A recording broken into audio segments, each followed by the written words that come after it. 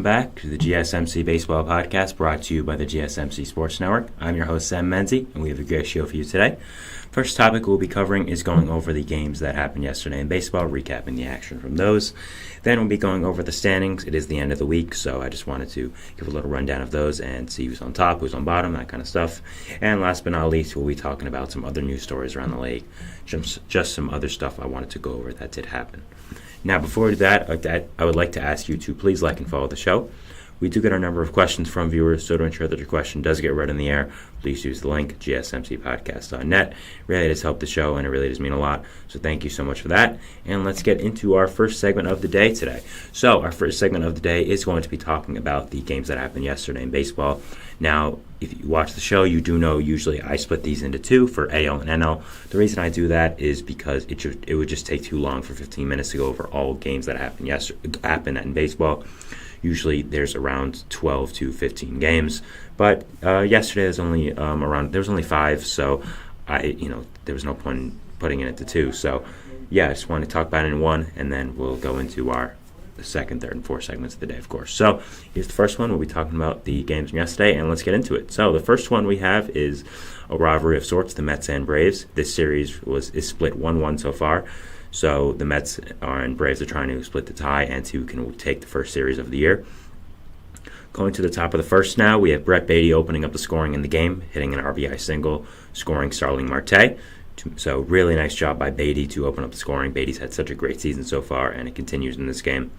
Next, on the top of the second, Brandon Nimmo would hit an RBI double to score Harrison Bader to make it 2-0, and Starling Marte would reach on a fielding error by Orlando Arcia to make it 3-0. Then in the top of the third, Francisco Alvarez did an RBI double to make it 4-0, and then Jeff McNeil would do the same to make it 5-0, and DJ Stewart would hit the big blow to make it with a 2-run home run to make it 7-0 in the top of the third for the New York Mets. I mean, just an incredible start that no one saw coming. I understand that Alan Winans is on the mound for the Braves, who isn't that good, but he diced up the Mets last year, so I wasn't expecting a game like this, but you can't count out the Braves, and in the bottom of the fifth, Chadwick Trump would hit an RBI double to score Adam Duvall and Orlando Arcia to make it 7-2, and then a wild pitch by Jose Quintana would score Trump to make it 7-3 Mets. So, the Mets were up by 7, but now they're only up by 4. I mean, this Braves offense is so potent that it just comes back easily. So, we'll see what happens with this. At top of the seventh, Francisco Alvarez would add on to the Mets' lead, hitting an RBI groundout to Dylan Lee to score Starling Marte to make it 8-3. Jeff McNeil would then drive in 2 with an RBI single, making it 10-3 Mets in the top of the seventh. So at this point, it's a blowout, and Brandon Nimmo adds on with a RBI triple to score Harrison Bader, making it 11-3 in the top of the eighth. A wild pitch by Tyler Matzik would make it 12-3 Mets, scoring Nimmo. So at this point, it would just be a complete and utter blowout and kind of humiliating for the Braves. The Braves would score 1 with making it 12-4 with an Adam Duvall RBI single to score Austin Riley. Would not do much, as in the top of the ninth, with former Met Luis Guillorme pitching on the mound, position player pitching for the Braves. Tyrone Taylor would hit his first home run as a New York Met, a grand slam, as a matter of fact, as well, making it 16-4 Mets, where the score would end up being. So I don't think this was the score that anybody was expecting for this game. Two really good teams and two teams that are rivals with each other, and the score ends up being 16-4. The Mets win by 12. And they win the first season of the year against their dreaded rivals, the Braves. So, great job by the Mets. The Braves, of course, they did have Alan Winans on the mound. It wasn't their top guy, but still, only 4 runs is pretty bad, and giving up 16 is also inexcusable. So, yeah, pretty awful game by the Braves, but great job by the Mets to get to 5-7. After that horrid start, 5-7 is pretty great. Braves are only 7-4, only 3 games above. I mean, if they go on a little bit of a losing streak, we might see their season deteriorate rather quickly, especially now with the injury to Spencer Strider. I'm probably being a little overdramatic, but hey, you never know. For the Braves, they, of course, had Alan Winans on the mound, who I kept talking about. 5 innings pitched, 6 earned runs, 2 walks, only 1 strikeout, and a home run allowed. His ERA is 11 on the season. Not a good start at all. Nothing really to say about that. It was a really, really bad start. For the Mets, they had Jose Quintana on the mound, who's really solid. 5 1/3 innings pitched, 6 hits, 3 earned runs, 2 walks, 4 strikeouts. One of the most dependable pitchers in baseball, keeps doing that. I mean, of course you want more than 5, but at the same time, it's the Braves lineup. They're really, really good. And I don't think that you can really ask for much more for a guy like Quintana. Just a really solid guy who's been at the forefront of this Mets rotation and some other rotations now for the past few years. So just a really solid presence to have in your rotation. Next game we are talking about is going to be Astros-Royals. Astros are hoping to not get swept in this series, with the Royals winning the first 2 games, but it would not get off to a great start, as in the bottom of the first, Vinny Pasquantino would hit an RBI single to make it 2-0. Nelson Velasquez would do the same, making it 3-0. Nick Lofton would do the same to make it 5-0. Michael Garcia would do the same to make it 7-0. And then Bobby Witt Jr. would hit a 2-run home run to make it 9-0 Kansas City. 9-0 Kansas City in the bottom of the first. What is going on with the Astros? I mean, man. Top of the fourth, Yainer Diaz would hit a solo home run to make it 9-1, so I guess that'd be something.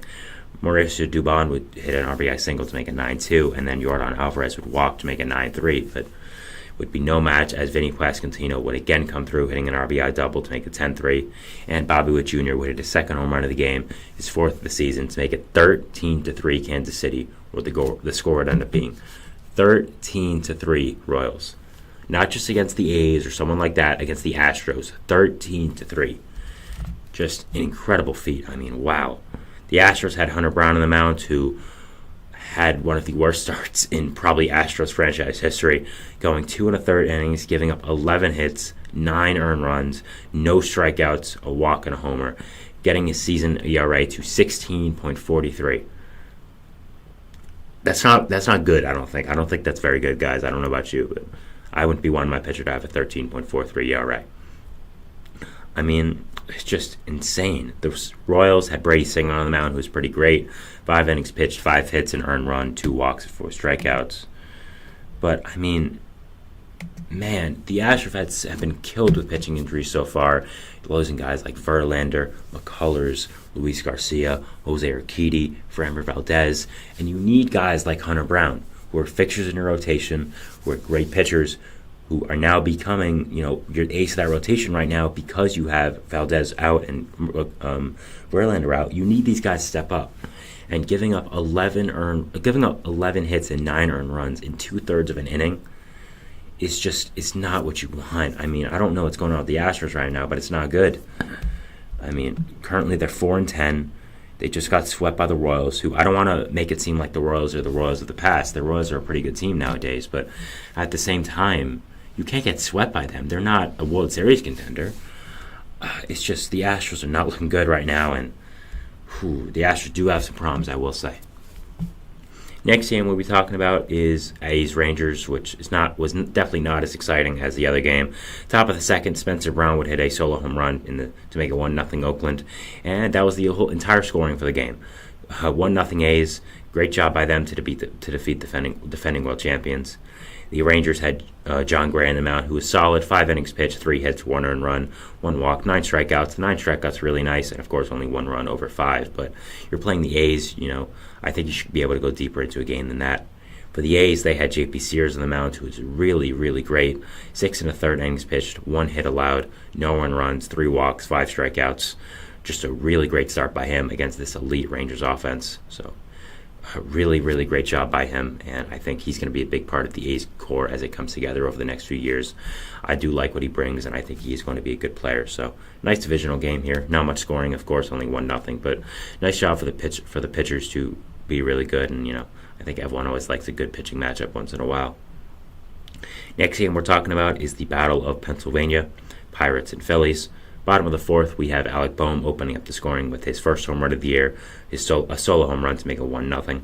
Bottom of the seventh, Brennan Marsh would hit a 2-run home run that was originally called a double, but was overturned after a review to make it 3-0, scoring JT Realmuto.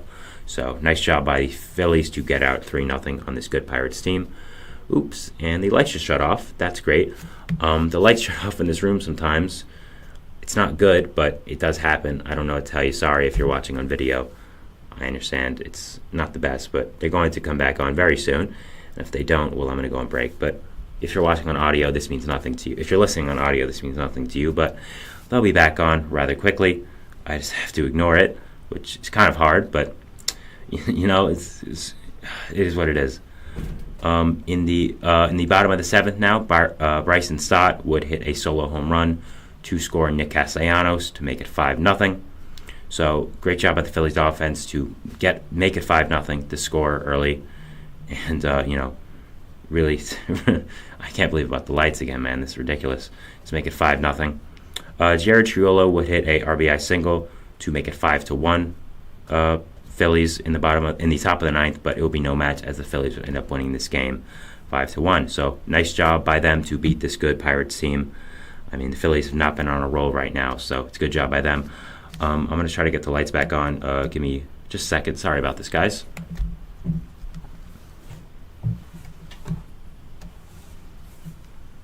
There we go. They're back. Sorry about that. If you've watched the stream at all, that does happen once in a while, like once a week usually. I don't know why.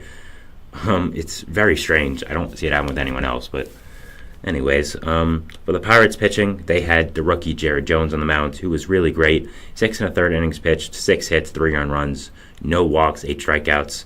I think the no walks is really big here for Jared Jones. You know, he has great stuff, but I think the control's been a problem even back to the minor leagues. So really nice job by him to control that and get the strikeouts. For the Phillies, they had Ranger Suarez on the mound, who went 6 innings, giving up only 2 hits, no earned runs, 2 walks, and 8 strikeouts. So a really strong outing by Ranger. And, this Pirates offense has been on a roll. So really nice job by him to keep them under control. Final game we have is going to be Orioles-Red Sox, a divisional matchup. Bottom of the first, we have Masataka Yoshida hitting an RBI groundout to score Jarren Duran, opening up the scoring in the bottom of the first.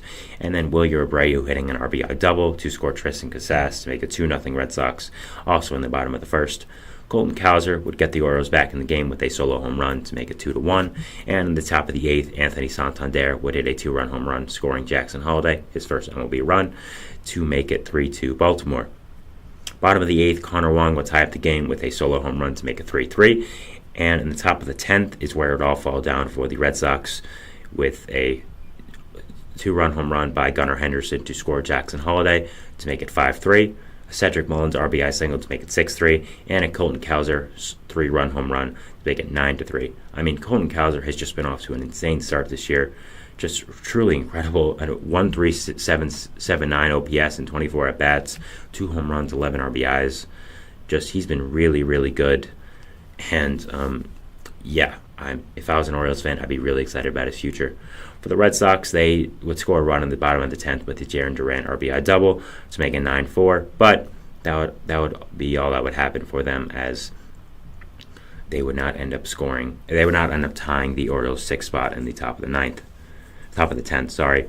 For the Red Sox, they had Garrett Whitlock on the mound, who's really solid. 5 innings pitched, 4 hits, 1 earned run, 2 walks, 4 strikeouts, 1.26 ERA in the season now. Just the epitome of solid for that start. Nothing too extraordinary, but not bad whatsoever. Just again, a really, really solid start by him. And a good job by him to control this good Orioles offense. For the Orioles, they had Grayson Rodriguez on the mound, who was also really good. 5 2/3, 6 hits, 2 earned runs, 2 walks, 5 strikeouts, 2.50 ERA in the season. Grayson has been really, really good to start. And, just a really good player for the Orioles right now. I think with the Bradish injury, even though he is coming back soon, he's getting a rehab assignment right now. I think Rodriguez is going to be the biggest piece of this Orioles rotation. You have Corbin Burnes, yes, but at the same time, Burnes is really the only high-level starting pitcher you have. And Bradish is good, but I don't think he's that high level. But I do think Rodriguez has the opportunity to develop in one of those star levels pitchers and a really, really good player. So, definitely watching him for the future. Diggs, by the way, won. What's up to you as well? Thank you for watching. I appreciate the support. That was our first segment here, just talking about the games from yesterday. Only a few, so wasn't 2 segments like usual. So we're going to go to a break here, but before we do that, we're going to talk about our second segment just a little bit. We're just going to be talking about the AL standings in baseball right now, just going over them and what they are, since it is a Friday end of the week. So I want to just give my takeaways, some surprises, and all that. So we'll be going over that, but first we'll be going to our first break of the show. So thank you so much, and see you after that. Bye. Thanks. I feel like I'm losing my mind. Is everybody in the world blind? Please, Lord, give me a sign, a sign. I feel like I'm losing my mind. Is everybody in the world blind? Please, Lord, give me a sign, a sign. I wanna be the greatest. Everybody on the fake shit. I look around and feel like everybody is the fakest. I make this every day and I'm impatient, hoping one day I blow up from the basement. Statement, the top is so vacant. I don't hear shit that I think is amazing. Waiting for my day when I'm playing sold out shows for 1,000 faces. Hey, give me that crown, get in my way and to be put down. It ain't your place, all this my town. If I want that shit, then I'll get it right now. I'm losing it, the noose it fits. I'm losing shit, a stupid myth. You choose to live or choose to dip. You choose to fight or lose your grip and lose a gift. I feel like I'm losing my mind. Is everybody in the world blind? Please, Lord, give me a sign, a sign. I feel like I'm losing my mind. Is everybody in the world blind?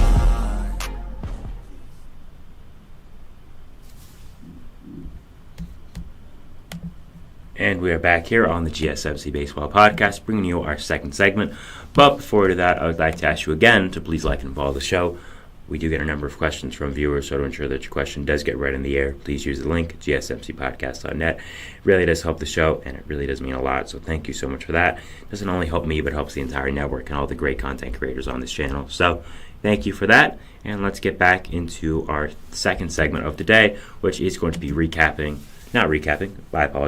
going over the American League standings of right now. You know, it is the end of the week. I just want to touch upon it before we go to the weekend. So, we're going to start off with the AL West, and we're going to go from 5 to 1 in each division, of course, and just give my takeaways for each one. So, let's get straight into it.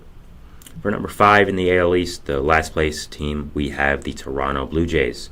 Now, this is sort of surprising for the Blue Jays, of course, as I think there is two teams worse than them, in my opinion, the Rays and the Red Sox. But they've also had a pretty hard start to the season for them right now. So, it isn't that crazy. I mean, they played Tampa. They split with them, which was nice. I think both those two teams are pretty even. They lost to Houston, who was coming off a bad series against the Yankees. They're kind of looking for vengeance. They lost 2 to the Yankees, so they've had, again, playing the Yankees, the Rays, the Astros. It's a hard start. They played the Mariners, and next they play the Rockies. So I think they should be able to beat the Rockies pretty easily, but they've had a hard start to the season. So I'm not taking it I'm not taking it as like a whole. I'm kind of taking it with a grain of salt, is what I was trying to say. So yeah, that's kind of it. But still, I'm not too worried about the Red Sox. I don't really think anyone should be. So. Next, we have the Tampa Bay Rays, who are 4th in the AL East with a 7-6 record. So they're above 500, and they're still 4th. I mean, it's pretty great, this division. So the Rays have kind of had an easy schedule so far, playing teams like the Angels pretty consistently. So it's kind of surprising that they're 7-6. I mean, looking at their schedule right now, they played the Blue Jays. They split with. That's fine. Played the Rangers, who aren't easy, but they played the Rockies and they played the Angels. I feel like they should have swept both those teams, and instead they lost 2 out of 6. So I might be a little worried about the Rays. I still think they have a lot of question marks about their pitching and about their shortstop position. So we'll be watching them, but 7-6 isn't that bad, and we'll just see how they keep going for the start of the season. Next team in 3rd place, we have the same record as the Rays, the Boston Red Sox, who are 7-6. A big surprise here, as they've kind of surprised a lot of people, but I'll give it to them. Their pitching has been pretty good. The younger guys have started to step up a little bit. They've had some easier opponents. Yes, they played the A's already, so that might have been contributing to their record, but I still think they're an okay team. I didn't think they were a bad team. I just think there's 4 better teams in that division than them, so I'm going to take this with a grain of salt as well. I don't think the Red Sox are a 3rd place team.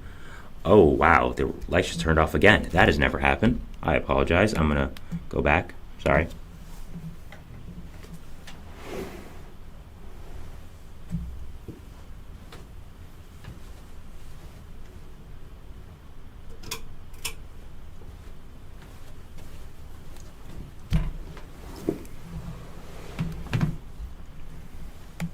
Hi, guys. So, yeah, they just turned back on. usually the lights turn off once, but twice in a minute period is kind of crazy. But let's hope it doesn't happen again. I'm really hoping that does not happen. It is very inconvenient. I don't know why it happens, but we're just gonna keep going. Is what it is, I guess. So for Boston, again, I'm taking it with a grain of salt. I don't think that they're a horrible team, but I just think there's better teams in the AL and the AL East than them. So, yeah, that's kind of it. The Orioles are 8-4 in second place. Not too crazy to me. I think they've played up to their potential so far. I think they'll be a little better than 8-4 or a 667 winning percentage. I think they'll be a little better than that. But it's not too crazy, especially now with the calling up of Jackson Holiday. I do think the team is really going to improve a lot. So, I'm just watching them. The pitching is the biggest key, I said. Grayson Rodriguez had a great start. So that was, that's a big positive for you guys. And you're getting Kyle Bradish back soon. So I think the Orioles should really take off, and I'm really looking forward to watching them and what they do end up doing. Next, we have the Yankees at 10-3, 769 winning percentage in first in the AL East. Now, is this a surprise? Not really that they're in first. I mean, I had them in second. I said it was pretty much a toss-up between them and the Orioles for the AL East. I did lean the Orioles, but because of the Garrett Cole injury, but at the same time, it's not too crazy. So, for the Yankees, they're a really great team, and they've proved it so far. They swept the Astros to start off the season, which was insane. Their pitching has been really good. Juan Soto's been exactly as advertised, which I thought he would be. I don't think anyone really thought he would be horrible, but he is Juan. He is Juan Soto after all. Let's not get too ahead of ourselves. So, but the Yankees have been really, really great. The pitching has come in handy now with Garrett Cole being out. The offense has been really good.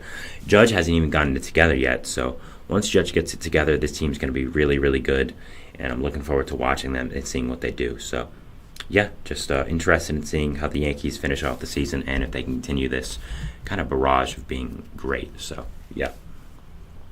Next, we have the AL Central. I'm going to go from bottom to top. In last place in the AL Central, no surprise, is the Chicago White Sox. We're not going to really spend too much time on the White Sox. They're really bad. They don't have many good players. One of their better players, Joel Moncada, just got hurt. So, again, not surprising whatsoever that the White Sox are set 2-10, last in the AL Central. They're bad. We all know this. Moving on. Now, in fourth place is the big surprise here, the Minnesota Twins. Now, the Twins are 4-6, which is really crazy. I did not expect this.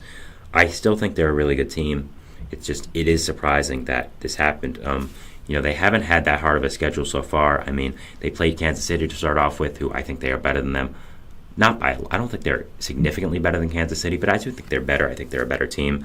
They won 2 out of 3. Fine start there. You're in Kansas City as well. Not too crazy. Next, they played Milwaukee, where they lost 2 out of 3 in July. They played Milwaukee for 2. They split that. Again, Milwaukee's a solid team, and they were coming off a high of that Mets series, so even there. And then they played Cleveland. And the interesting was they lost 2 games to Cleveland. The third game got rained out. So they lost a series. They got swept in a series technically by Cleveland, which is not good. And then they played the Dodgers. Of course, they only won 1 out of 3, which is perfectly fine against the Dodgers. It's just, I think you should have capitalized more off that Cleveland series. Losing 2 is pretty unacceptable. And I think you could have also swept Milwaukee. So, I'm not too worried about Minnesota, but I think there are some things here to watch and see what can happen with them. They have been hit hard by the injury bug, specifically to their bullpen, which could be something to watch. But I still think they're a really good team, and definitely watching them as the season does go on. Third in the AL Central is the Detroit Tigers, 7-4. Props to them. They've been really, really good. Their new additions have been performing. Their young players have been performing. And I'm looking forward to seeing them keeping it up. I'm not really sure how good they can be, but I think they're going to be better than in the years past, where they were kind of the lowly Tigers. So we'll definitely see what can happen with them, and I'm definitely looking forward to watching them. I think the big key is their pitching. I think they have some really nice guys there. Looking at that rotation, of course, Tarek Skubal, who I picked to win Cy Young. You have Reese Olson, Jack Flaherty, Matt Manning, Casey Mize. So you have those guys. Bullpen is really nice as well. Alex Lange, Will Vest, Jason Foley, Andrew Chafin. They have some really nice guys in the pen and just pitching overall as well. Some nice hitters like Riley Green, Parker Meadows, Spencer Torkelson. So I think the Tigers could be a really good team. and I had them finishing second in the AL Central, so I don't think it's a big surprise that they're 7-4, and I think they're going to be a team above 500 for the season. Next, we have the Kansas City Royals, who are 9-4. Now, the Royals, I think, are going to be good, but I don't think they're going to be this good. I mean, they just swept the Astros, who, yes, have some problems, but they're still the Astros. They still have that amazing lineup. So they're one, I think, 4 straight is now 9-4. Just they've really been lighting it up, and their new additions have come in handy. The pitching has been great with the new additions, like guys like Michael Wacha, Seth Lugo. The offense has been great. Pasquantino has been great. MJ Melendez has been great. Vinny Pasquantino has been great. Bobby Witt, of course. So, yeah, I mean, Kansas City has really been stellar so far, and I thought they would be good, but not this good. So, definitely looking forward to seeing if they can keep this up. And even if they can't, I still think they're a really solid team, and really looking forward to what they can do. Now, the biggest surprise has been Cleveland, who somehow is 9-3 and is the top of the AL Central. I don't know how they're 9-3, but they are. Hey, props to them, right? I mean, they opened the series against Oakland. They won 3 out of 4. No surprise there. We all know Oakland is awful. But then they won 2 out of 3 against Seattle. Swept the Twins technically. Of course, won 2 out of 3 to the White Sox. So, as much as they have had an easy schedule playing teams like the A's and the White Sox, Minnesota and Seattle are 2 really good teams. So I'm not going to necessarily sit here and say that they're horrible, but because they have been good teams, and it's just the product of their schedule. Now, they've beaten some good teams. So I think having a new manager is kind of one of the biggest things. I think Stephen Vogt has looked really, really good so far. He's shown he can be an MLB manager. Maybe that's gone into them a little bit. Maybe it's shown them that we are a great young team. We are really good, and he's kind of putting a new life force in them, a new energy. So that's possible. But yeah, the Guardians have really surprised me being atop, and props to them. They've been winning games in a good way. Now, they did lose one of their better players in Shane Bieber, which is obviously going to be a big deal. But at the same time, they're still winning. So we'll see what happens with that. But I don't think this is going to last that much longer. But I also don't think they're a horrible team. So we'll definitely see what happens with them so far this season and see what they end up doing. In the AL West, we're going to go from, of course, fifth to first, and fifth is somehow, some way, nobody expected this. The 4-10 Houston Astros. The Astros are 4-10. Think about that for a second. The Houston Astros are 4-10. Like, that's insane to me. And it's not just a 4-10 where, it's just they're getting unlucky. No, they have serious problems right now. Their pitching has not been good. Their bullpen is not giving them length. Their starting rotation has not been good. They got swept to start the season 0-4. They beat 2 at Toronto, yes, but they split with the Rangers, nice, but they got swept by the Royals as well. So they have some problems right now. And they're fifth. Are they going to stay in fifth? No. Do I still think they'll win that division? Yes. Do I still think they're going to make the playoffs? Yes. But they have some problems right now, and if they want to do these things that I think everyone knows they're capable of, they have to be better, and they have to get healthy. So I'm definitely watching them now and seeing what does happen. Seattle right now is 5-8, a little disappointing in my opinion. I thought they would be better. Splitting with the Red Sox was bad. Losing a series to the Guardians was bad. Losing a series to Milwaukee was bad, and losing a series to Toronto was bad. So, yeah, just simply they have to play better. Their pitching has not been as good as I expected it to be, as I expected it to be so far. So I think really the pitching is the biggest thing. They have to improve on that. They have a lot of great young pitchers who I think are going to be big parts of their core. So, yeah, just watching that and seeing how they do perform. The next somehow is the A's at 5-8 and third in the AL West. I don't know how that's possible. Don't ask me. I really don't know. We're just kind of going to glide over this. Yeah, the A's are going to be bad. They're going to be really, really bad. I don't think they're going to be at third for much longer. I would expect them to fall back down to earth. And definitely thinking this happens. And I don't think this is going to stay now for a little while. Nope, did not mean to do that. I'm sorry, with all the technical difficulties that happened today, I did not mean to press the outro button. Going to second in the AL West here, we have the Angels somehow, who are 6-5. This is actually a pretty good record. I think the Angels would be 6-5. I think this is pretty even for them. Sorry, they're 6-6. I read that wrong. Yeah, I think they're pretty much 500. I don't think there's too much to say there. They're second in the AL West because the Mariners and Astros have underperformed, but I don't think they'll be there for a lot long.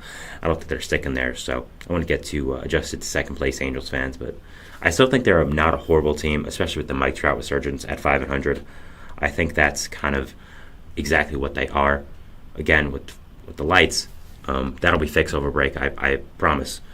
The Rangers are in first in the AL West with 7-6. I think first is fine with them. They're a really good team. I think finishing in the AL West, first in the AL West, isn't too crazy. So, yeah, we're going to go to a break here now. Sorry about the problems during this segment. I really don't know what happened here.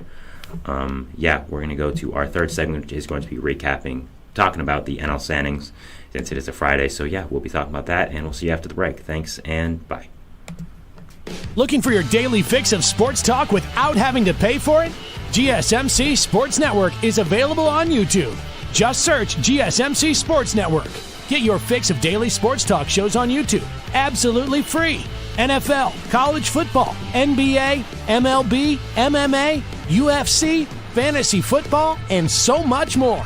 GSMC Sports Network has shows running all day long, with new sports shows starting every 2 hours. Just like on your favorite cable sports channel, except GSMC Sports Network is absolutely free. Just search GSMC Sports Network on YouTube to catch one of your new favorite shows, like the GSMC College Football Podcast, Chip Shot Football Podcast, Hoops and Heels Women's Sports Podcast, GSMC Basketball Podcast, and so many more. Check it out for yourself. GSMC Sports Network, now available on YouTube absolutely free. Search GSMC Sports Network on YouTube right now.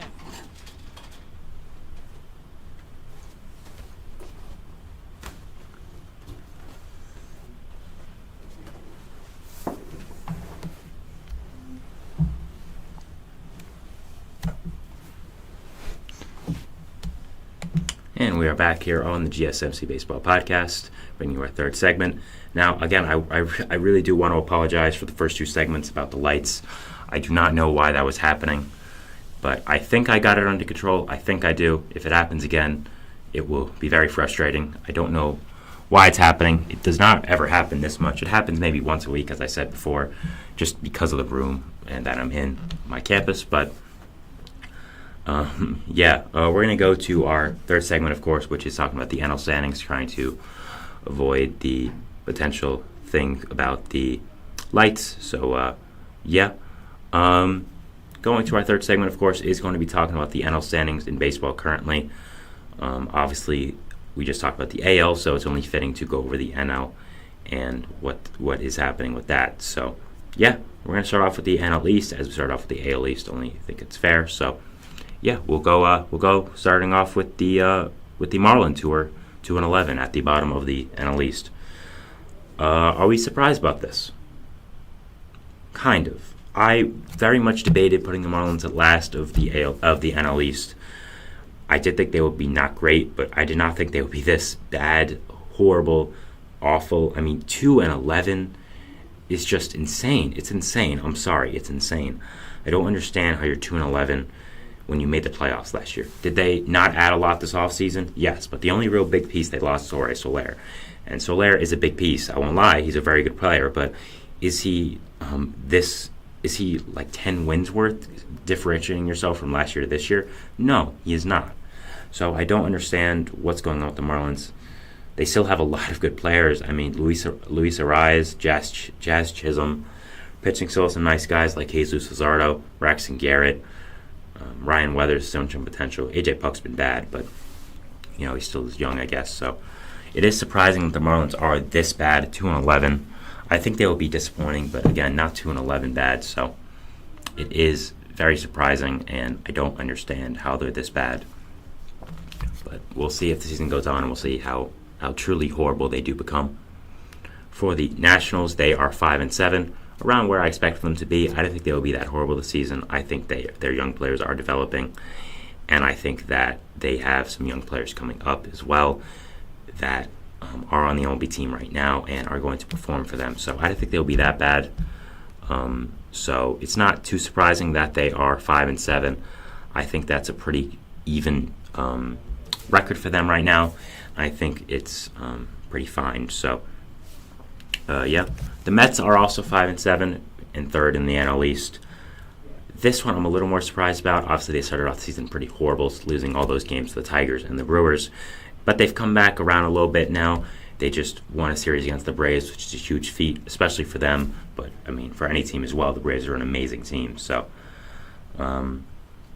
yeah. That's good for the Mets. They have come around recently in the past few days or so. And I think they are showing a lot more potential than they were at the start of the season. So, yeah, I think the Mets are going to just improve as the season goes on. I think their younger players have been performing, specifically Brad Beatty, who has been really, really good for some reason. I don't know how that's happened, but he has been. So, yeah, definitely watch the Mets. And they start a big 3-game series against the Red Hot Royals tonight. And that's something I'll definitely be watching. And I think as a baseball fan, that's a really great series as well that you should be watching. So, yeah, I'm just going to fix my chair really quick. Sorry about that. I'll be right back.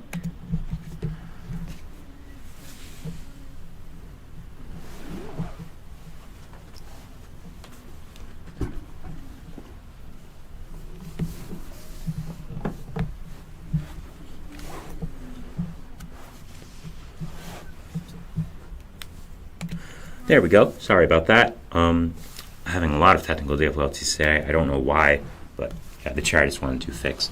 If you're listening on audio and you have no idea what's going on, just go to GSMC Sports Network and our YouTube channel. This live stream will be there after I am done in around 20 minutes, and you'll be able to see all the shenanigans that are happening with this. So yeah, but yeah, I went over the Mets. So in second in the NL East is the Phillies, who are kind of surprising and not surprising. Is it surprising they're second in the NL East? No, definitely not. I mean, they're a great team, but it is surprising they're only 7-6. They have kind of been underperforming. I think their offense has not been as great as people expected them to be. I mean, they played the Nationals and they played the Cardinals, who were both easy series. They probably should have swept, but they won 4 out of 6. Still good, but they had a hard road to start with playing the Rays, playing the Reds. They just won a game against the Pirates, so we'll see how that series goes. But yeah, I think they're a really good team, but I do think they can be better, and hopefully we'll be seeing that. The Braves are 7-4. They're first in the NL East. They're the best team in that division. I don't think anyone's debating that. But at the same time, only 7-4 is kind of underwhelming for a team of their caliber. So yeah, we're definitely watching that and definitely seeing what does happen there with them. So yeah. We'll see if they can improve. I think they will. I think they'll be fine. But losing that series to the Mets was not good. And, yeah, we'll just see how they do going into the season. Fifth in the NL Central, we're going to there now, is the St. Louis Cardinals, who are 6-7. Is that surprising? Not really. I don't think they're the best. I think they're pretty close to the worst team. I honestly thought that every team in the NL Central could potentially finish in last, really, except the Reds, who I was really high on. So I still think it's kind of a crapshoot for the NL Central, who will win, what the standings will be. I think it's going to be Cubs and Reds in the top, but then I think the Pirates, Brewers, and Cardinals are all pretty even. I think they all have similar strengths and weaknesses. So that's going to be interesting to me to see who does end up finishing last in the NL Central. The Cardinals have no pitching, and it's proven so far. I mean, they played the Dodgers, so they haven't had the greatest season to start. But, yeah, we'll see how they continue going for the season, and we'll be seeing how their pitching does perform. Their pitching is the biggest thing, and that really is the key to everything. So, next in the NL Central at fourth is, surprisingly, in my opinion at least, you guys all know my thoughts. It is the Cincinnati Reds, who are 6-6. Now, of course, I am very high on the Reds. I think they are going to finish in first in the NL Central when it's all said and done, but not the greatest start to the season. They played the Nationals, who they beat. They played the Phillies, they beat. They lost 2 to the Mets, which is surprising, and they lost 2 to the Brewers, which also was surprising. So, yeah, I think they should have beaten the Mets more. I think they should have beaten the Reds more. I think that's really it. I just simply think it's getting better. Like, they just should be better. That's really it. So, yeah, I don't think the Reds are dead in the water, I still think there's a lot of potential in this team. I think that they're going to be a really good team. So it's just putting it all together and capitalizing on beating these teams that are worse than you. So really all I can say there. Next we have the Cubs, who are 7-5, a .583 winning percentage, kind of around where I thought they would be. This is not very surprising. I think this is pretty even for them. I think they're just a barely above average team. So yeah, I mean, I think they have a lot of good pieces, but some of the complementary pieces could be better, and I still think they're lacking that true superstar. So that's really what I'm watching for this Cubs team, just seeing how good they can be. I don't know what kind of tier they're going to be in as a team, so yeah, we'll be watching that. Next to the Pirates, who are second in the NL Central, who have been a big surprise this season, 9-4, really done super well. They swept the Marlins, who've been awful, and that was kind of starting the Marlins' downfall. They beat 2 out of 3 for Washington. They won 2 against Baltimore, which was crazy. So you could say yes, they started off the season on a really easy schedule with the Marlins and with the Nationals, but thank you, Nice Chet Johns, for subscribing to the channel. I do not know if I'm reading that name right. Nichelle Johns, I think it is. Thank you very much. We appreciate that always. For the Marlins and the you can say they started off the season really easy with the Marlins and Nationals. Yes, that is true. But at the same time, beating the Orioles in a 3-game series is a really big accomplishment.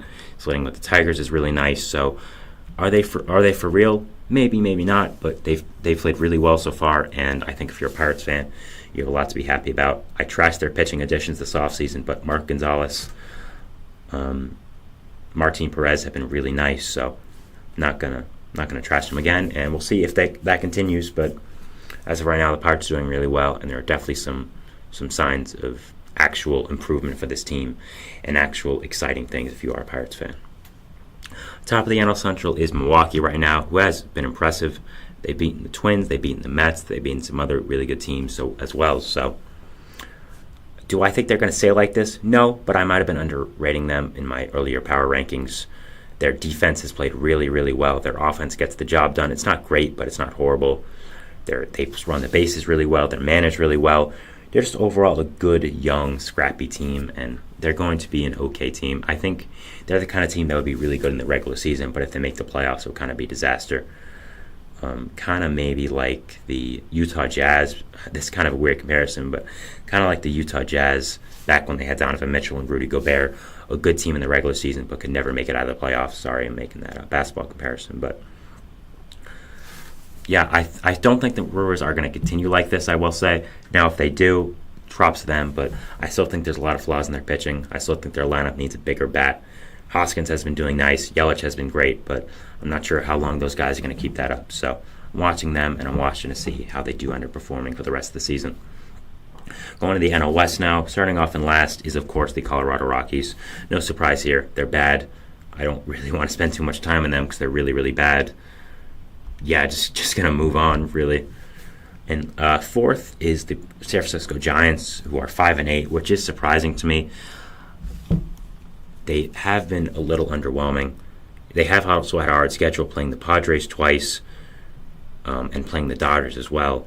But they lost 2 to the Nationals, which is awful. You cannot do that. If you've had a hard start to the season, you have the Nationals as a team you can just get an easy 3 with, and instead you only win 1. I mean, that's just unacceptable. I think every Giants fan would agree with me. So I still think they're a really good team. I think they have a lot of good pieces, but they need to step it up right now. I think time's ticking. Losing a series like that to the Nationals is pretty awful. So they need their new additions to come in handy. Blake Snell, they need him to be Blake Snell. They need Jorge Soler to be Jorge Soler. Matt Chapman to be really good. Jung-Hoo Lee to be really good as well. So I don't think they're going to be amazing in the first half because they have so many pitching injuries. But once they get guys like Alex Cobb, Robbie Ray, Keaton Winn, Tristan Beck back, I think their pitching is going to be a lot better. And subsequently, I think their team is going to be a lot better. So I'm watching that and seeing how they do underperforming. So they'll be an interesting team to watch, especially with their young talent and all the players they did add this offseason. The Diamondbacks are in third, which is surprising to me. They are only 6-7. Again, I was really high on them. I think they're going to be a high 90s wins team, but they beat 3 against the Rockies. Good for them. They played the Yankees and Braves, which are hard teams, so I'll give them a little slack. They also played the Rockies again, and they again beat 2 out of 3. It's a divisional game, so it's kind of always going to be close, even though the Diamondbacks are significantly better than the Rockies. So I'll give them a little bit of slack because they've had a hard schedule, but I still need to see them pick it up. I still need their stars perform like stars. So Padres, they are 7-8 and second in the NL West. Kind of around where I thought they'd be. I think they'll be a little better than 500, but it's still not an insane record for them right now. They played the Giants, tied with them, pretty even there. Lost 2 to the Cardinals, which you cannot do. Lost 2 to the Giants again. Played the Giants again and lost 2 to them again. Not good. They beat the Cubs, which is nice, so maybe they're on the right track. But I think those are games that you need to win if you're going to be a really positive team. So, yeah, just hoping if you're a Padres fan, those would be better. Finally, we have the Dodgers, who, of course, are in first place, 10-5. Nothing much to say here. The Dodgers are the Dodgers. They're a great team. They're the best team in baseball pretty easily. They have one of the best rosters construction in baseball history. Not going to spend too much time on them. They're really, really great. And, yeah, that's kind of it. So that was our third segment here. Again, I apologize again about the technical difficulties. I think they're under control right now, but we'll see. We're going to our fourth segment, which is going to be talking about some general news stories around the league, some stuff I wanted to touch upon. There is a good amount, actually, that happened yesterday. So, yeah, I did want to touch upon them and give you my 2 cents on all of them. So, yeah, we'll see you after the break, and thanks. Bye.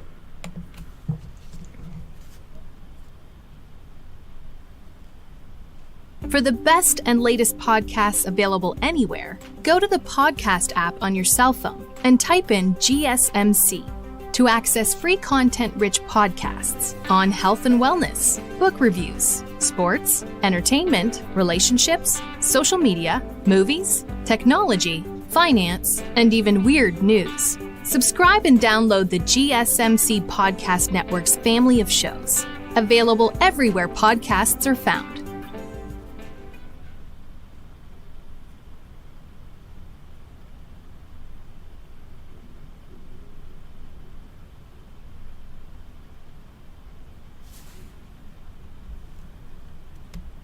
All right, we are back here on the GSMC Baseball Podcast, bringing you our last segment, our fourth and final one, which is just going to be talking about some news stories around the league. I do this at the end of the show a lot, just some things I want to touch upon. They're not major, but I still think they're notable enough to be talked about for me. So, yeah, let's get straight into it. The first one we have is, again, a continuation on the Ippei Mizuhara and Shohei Ohtani scandal. Of course, if you somehow don't know by now, Ippei Mizuhara was Ohtani's former translator, one of his really good friends, and a guy who was really big in the part of getting Ohtani to the U.S., making him feel comfortable, and getting him to the beast of an MLB player he is now. It was found out that Ippei was stealing from him upwards of now what we know as $16 million. 16. He changed the settings on Ohtani's bank account so we wouldn't know. He impersonated Ohtani to get the money out. So, yeah, it's a big story, but some updates we now have is that he surrendered himself to law enforcement early this morning. Actually, I think it was federal enforcement, but, just that kind of thing. So he did surrender himself. He is apparently going to be appearing in court at 1 p.m. Pacific time. So currently it is 4:18 p.m. On the East Coast. So West Coast, the expectation is that apparently he will be let out on bond. So at this point, it is likely that he has shown up in court and he has been let out of prison jail, I guess, to be let out on bond. So yeah, we'll be updating the story as it goes on. It is really, really fascinating and interesting. Now, all this stuff is alleged. Of course, we know he was in talks to plead guilty, so I'm not sure how that really adds on to it. But we'll be very careful about what we say because it is an ongoing legal situation. So we'll be talking about it, though, as the situation does unfold and as we get more information about it.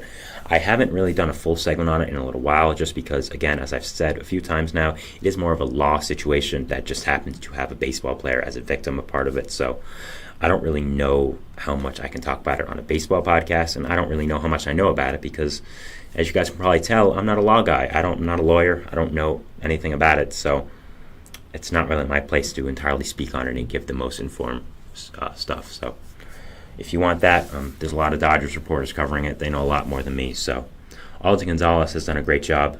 He's a Dodgers beat writer. So if you want to follow him and keep up on it, I suggest you do that. But we'll be giving updates on it probably in this kind of segment as it does go on. But if there's a big break in it or Ohtani's involved somehow, we'll definitely talk about it as a full segment. But right now, it's more of a legal situation than a baseball situation, so I'm not going to go into it entirely. Going to some more baseball news, kind of also on the legal side. Bad Bunny, who ran a MLB agency, I believe it's pronounced Remas, they are under investigation by the MLB PA for basically bribing players, I think, to join their agency, if I'm not mistaken. We don't really know the entirety of it, but it's kind of that. It's kind of just that. So we'll be seeing how this does unfold. They do have some big name clients. I think their biggest one is Francisco Alvarez, the Mets catcher. So we'll be seeing how this does unfold. We'll be seeing what happens with the agency and seeing what happens to these allegations. But yeah, an interesting situation. I mean, first of all, Bad Bunny, a musician like him, creating an MLB agency that actually got players was kind of crazy. And now apparently they might have been doing illegal things, so that's even more crazy. So it's just an all-around interesting situation, and we'll definitely be watching it and updating it as the season does go on and as the situation does unfold. So right now they're under investigation by the MLBPA and the MLB, so we'll be seeing what does happen there. Julio Teheran has opted out of his Mets contract and elected free agency. After only one start with the Mets, he refused to be optioned to AAA and was let go by the Mets to be a free agent. I think that he's right now the best free agent on the market for teams that need pitching.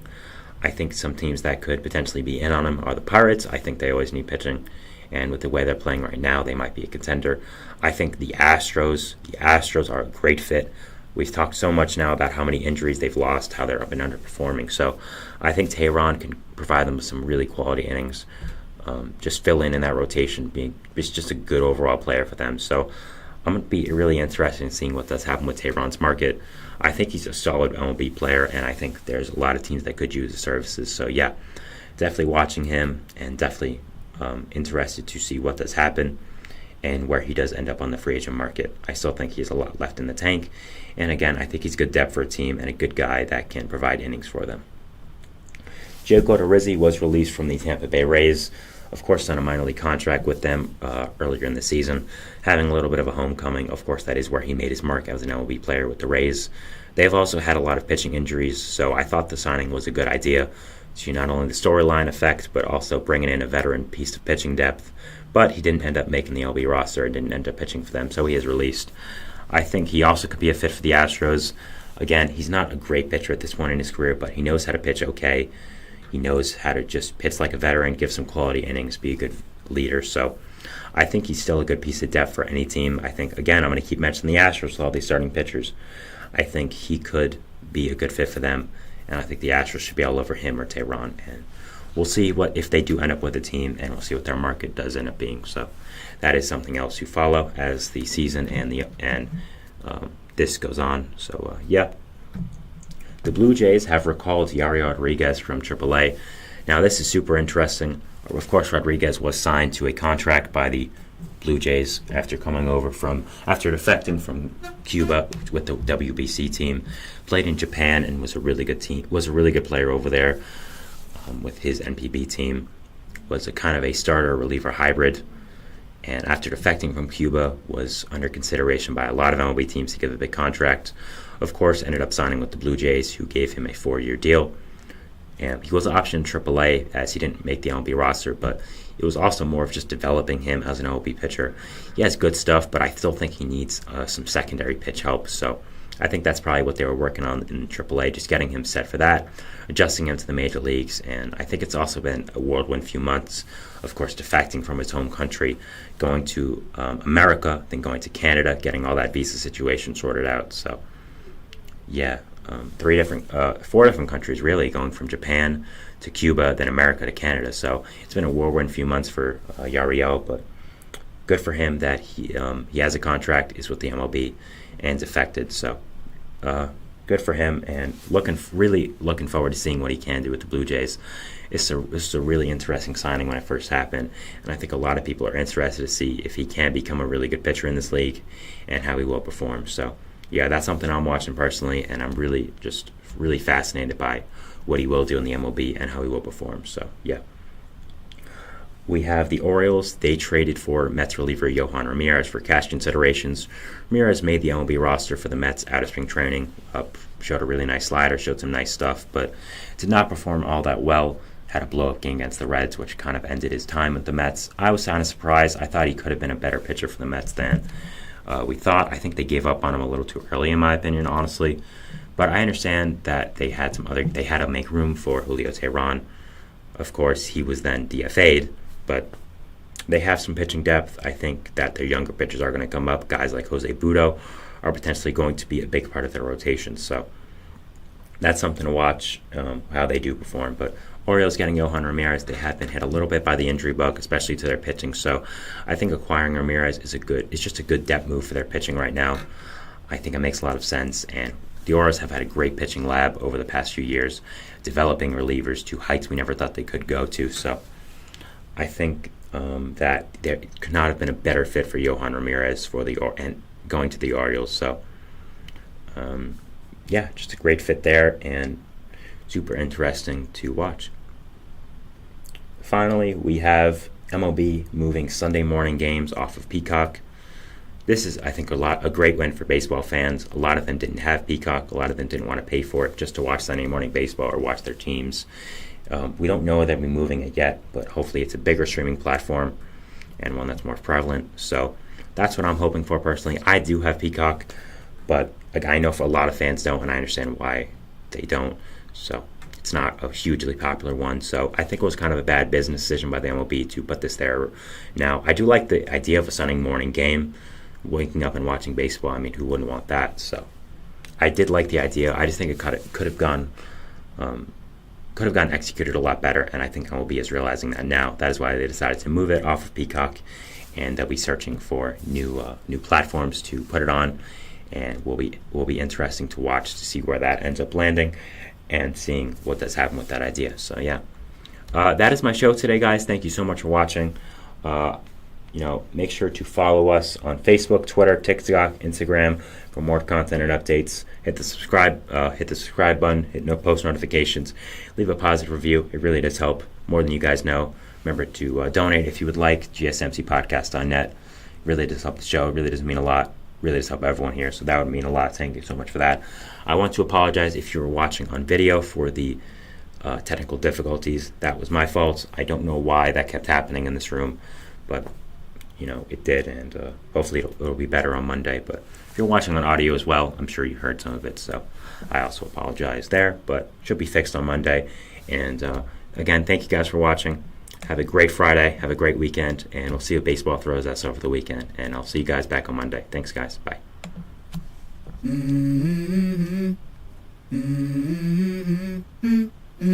Let's go. I wake up to a little bit of drool on my pillow, feel like it's gonna be a bad day. Yeah, I'm tired of shit, and the coffee ain't hit yet, damn, ain't that great.